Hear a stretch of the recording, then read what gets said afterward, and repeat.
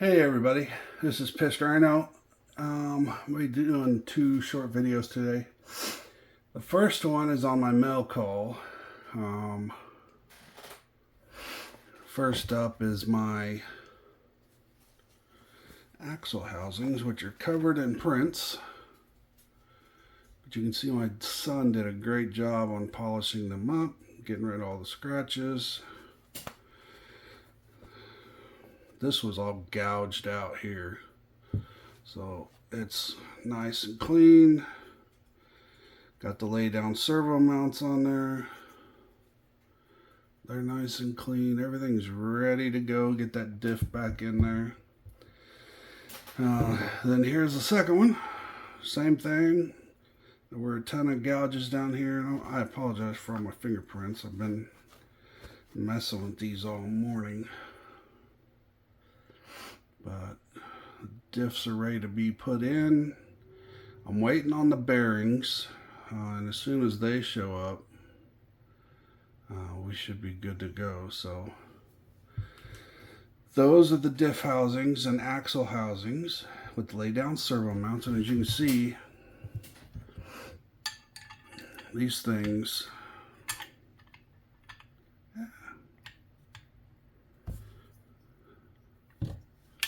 there.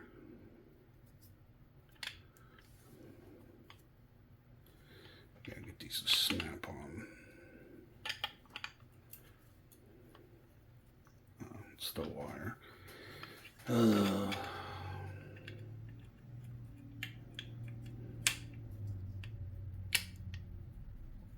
There. Well, son of a bitch. These keep falling out because they don't have screws in them, but you get the drift. They go right on these little tabs here. Put the 4 screws in, and you got a monster servo on a kick-ass axle. So that's what those will be. There's my 2 big-ass servos, and these things are big, guys. I mean, I don't know what to compare it to. Well, I mean, if you got one of these, a tumbler,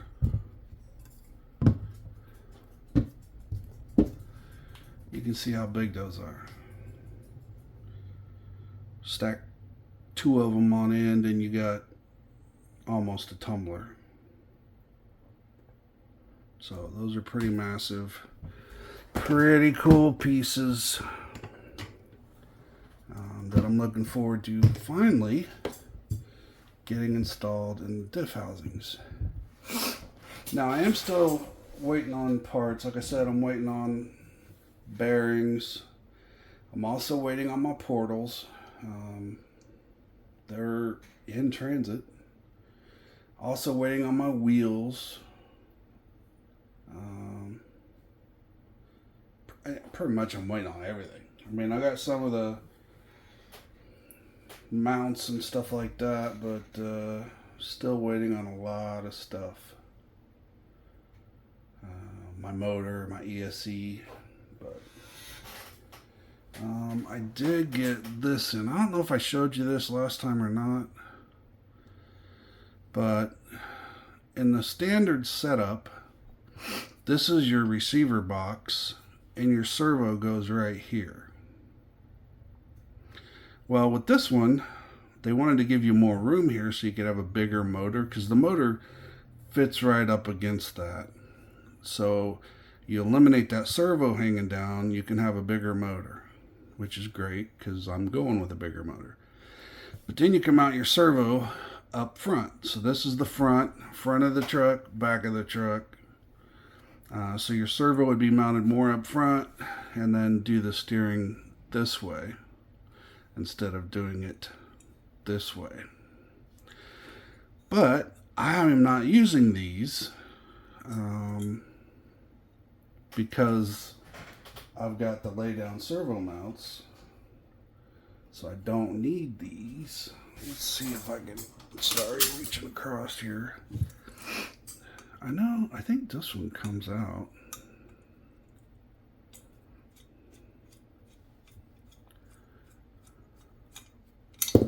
So yeah, so I can take that one off because I don't need it. So it'll just be, but this one I don't think comes off. I mean, it's got all kinds of machine lines like it does, but unfortunately, I don't believe it does. So this one will have to stay there, unfortunately. I'll take the screws out of it so it just looks like an extra arm. Maybe I'll put something there. Maybe I'll put a plate there. The ESC actually mounts under, sorry, I'm looking at the truck trying to figure it out myself. It should mount right here, if you guys can see that. And then the motor's here. Receiver box.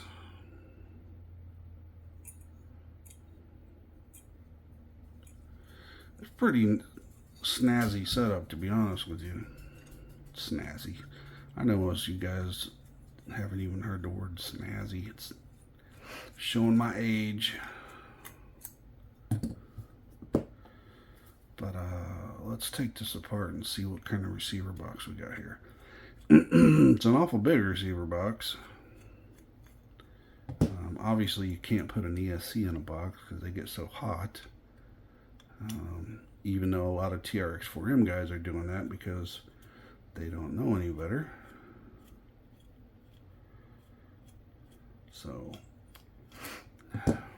never put your ESC in a box, especially if it's a high-end brushless heat generating setup.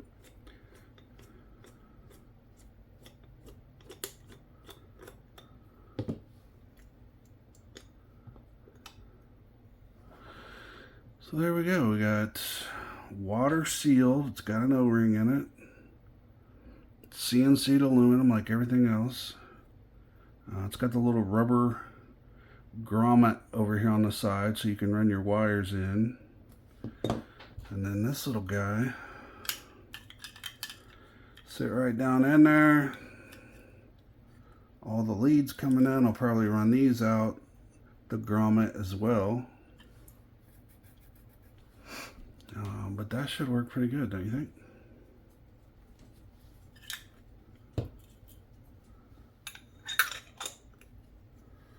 Pretty cool. I'm pretty happy with this purchase. Actually, I've been pretty happy with all the Vitavon stuff. I'd say CNC machining wise, Integgy's got some pretty high quality. And Vitavon's supposed to be known for their quality, and their stuff's great. They just give it that tumbled finish instead of shining it up just a bit. Doesn't have to be chrome because chrome scratches. I should say aluminum scratches, and it's not really chrome, it's just polished. But anyway, polished aluminum scratches, so you don't want to make it completely polished. But it wouldn't hurt to just give it a nice finish instead of tumbling. And that's how they get the finish they get on all their parts, is they do a tumble polish. And that's how you end up with parts that are reflective but not really shiny. Alright, so there's that part. Pretty happy with that. It's hard for me to remember what I've shown and what I haven't shown. These are the pinion gears. I'm running, and the special transmission runs a 1.5 drive gear, so it's got a huge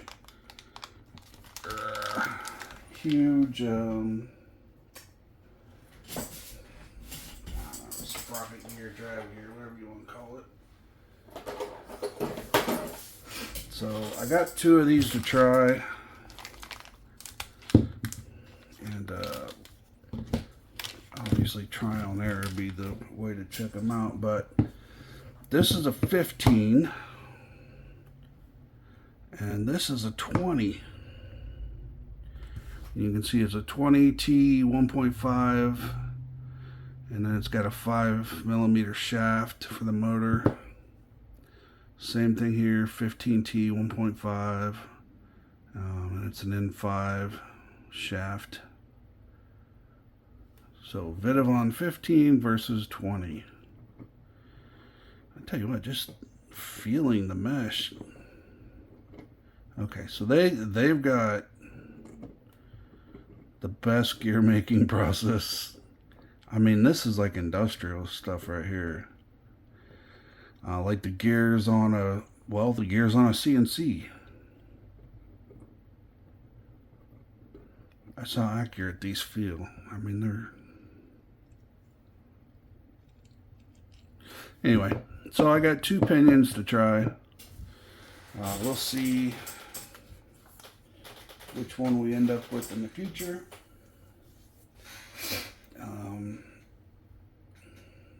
Obviously the 20 is going to be a lot faster. 15 will have more torque, but this motor ESC combo I got is a torque monster, so it's going to be difficult deciding. I mean, the 20 should run just fine and pull this thing everywhere it wants to go and just be super quick, but I'm not really looking for a quick crawler. I mean, I want it to be drivable, but I don't want it to be fast. I think the 20 might make it too fast, but we will test them, and I will let you know in the future. The last thing I got in, these aren't a big deal, but these are the side battery trays, one for each side here. These are stock parts, and so what I'll do is I'll take these stock parts. I'll show you this real quick.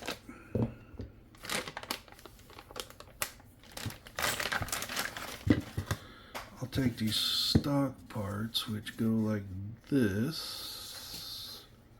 This would be, if the front is facing me, this is how they'll lay out.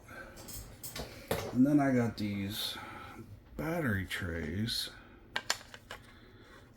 So I got to figure out how I'm going to mount those. And it looks like, man, it's going to be close. Looks like I'm going to have to just mount. There's holes right here. I'm going to have to use those holes to set up the mounts. Take this off of here. I bought these Integy straps, which I didn't need. It came with straps. But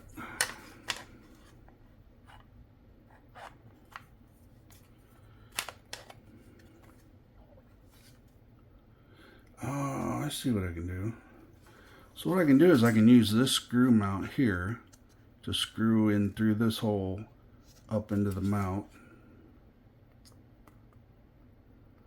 Maybe not. Those are probably for the... Yeah, I can't use those 2 holes. Alright, so I gotta figure out something else. I mean, it's probably gonna be just as simple as drilling 2 holes into it. Pick a spot where I want them. Drill in the holes.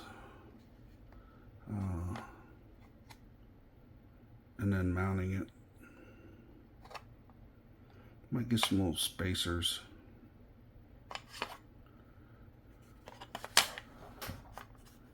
But yeah, so these will work out great. It'll be stock, but it'll still have a custom touch with the carbon fiber.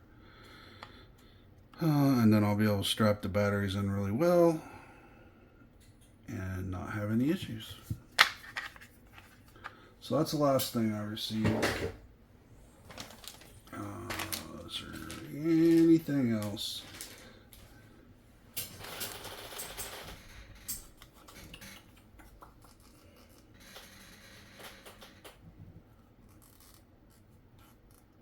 I think that's it, guys. That's it for today. I am going to be posting a video on some of the new tools I bought. It'll be you know, a quick little down and dirty video with comparing Fantic pieces. So thanks for watching. I appreciate it, and we'll talk to you again soon. Thank you.